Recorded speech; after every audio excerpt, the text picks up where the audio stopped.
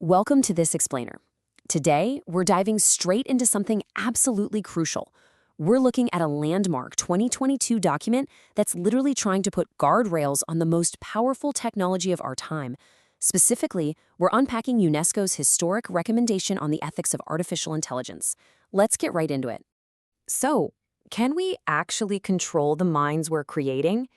It's a heavy question, right? But honestly, this is the ultimate question we've got to ask ourselves as AI reshapes, well, pretty much everything around us. We're living in this wild moment where technological capability is accelerating at a truly breathtaking pace. But as we build these increasingly complex digital minds, how on earth do we ensure they actually serve humanity instead of harming it? Right off the bat, the UNESCO text hits on this crazy dual edge of AI. It contrasts the miraculous potential of the tech against some pretty severe risks. On one hand, yeah, AI can be of great service to humanity, solving massive global challenges.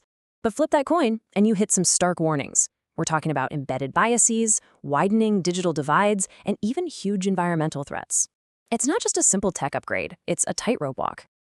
Okay, here's our roadmap for today's explainer. The dual edge of AI, UNESCO's global ethical framework, core values and principles, areas of policy action, and finally, bridging the digital divide. Section 1. The dual edge of AI.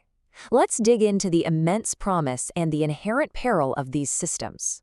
Look, AI is no longer just some abstract code on our screens. It's a physical reality now.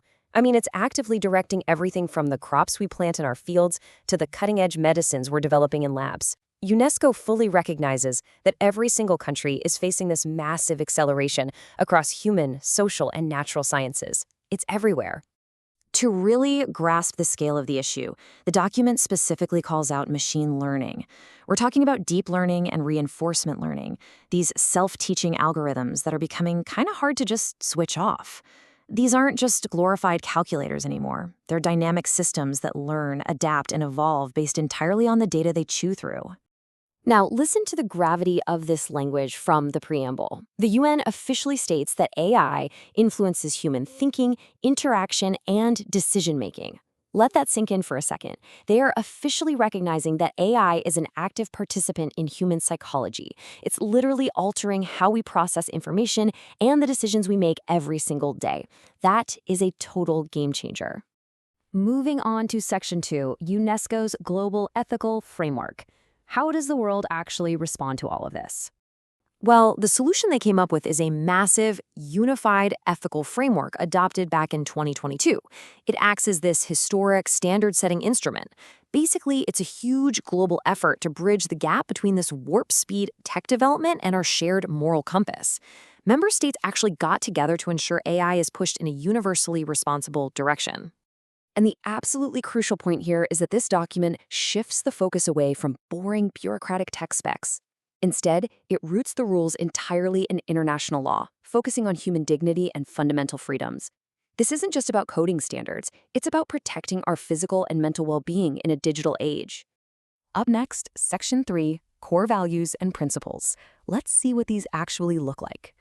Instead of just letting pure profit drive AI development, the framework demands a strictly human-centric foundation. What does that mean? It means environmental protection is non-negotiable. You can't just wreck the ecosystem in the name of progress. It also strongly champions gender equality, social and economic justice, and absolute inclusivity. The goal is for our highly diverse world to actually be reflected in the tech we rely on. And we really have to remember the human element here, especially when we think about kids. The text explicitly points out our responsibility to safeguard future generations as they interact with AI. Think about it. The algorithms we're training right now, they're going to be the baseline reality for tomorrow's children.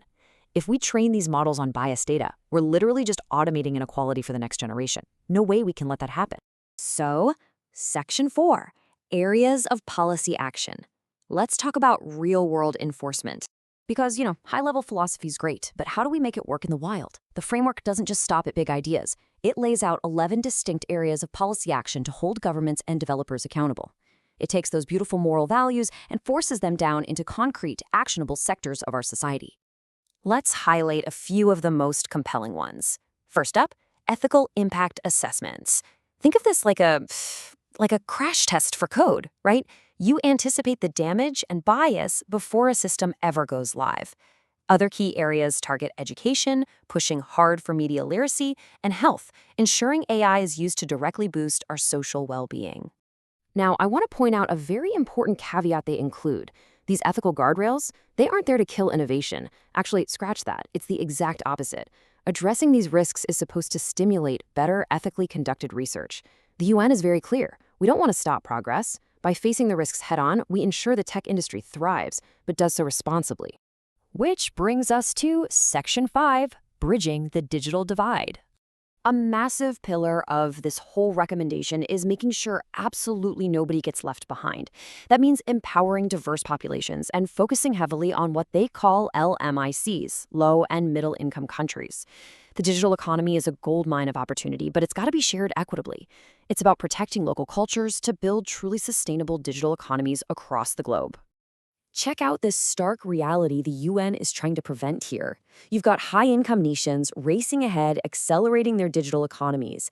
Meanwhile, lower-income nations and small island developing states, or SIDS, are facing severe technological exclusion. Without intentional benefit sharing, AI is just going to deepen existing inequalities. The Global South can't just be a farm for training data. They have to be equal partners in this whole AI revolution. So, what does this all mean? The ultimate takeaway from this explainer is that if AI is actually going to benefit humanity, we need a unified global commitment to justice, trust, and fairness. It demands real effort from policymakers, tech developers, and, well, everyday citizens like you and me to make sure no one is left out. We have to build systems we can actually trust. I want to leave you with this final thought to chew on. As AI continues to rapidly reshape our world, what role will you play in demanding ethical and inclusive technology? Because ultimately, the ethics of artificial intelligence will be decided by all of us. UNESCO gave us the blueprint for a future where tech elevates human dignity instead of crushing it. Now, it's on us to make it happen. Thanks for joining me for this explainer, and keep asking the big questions.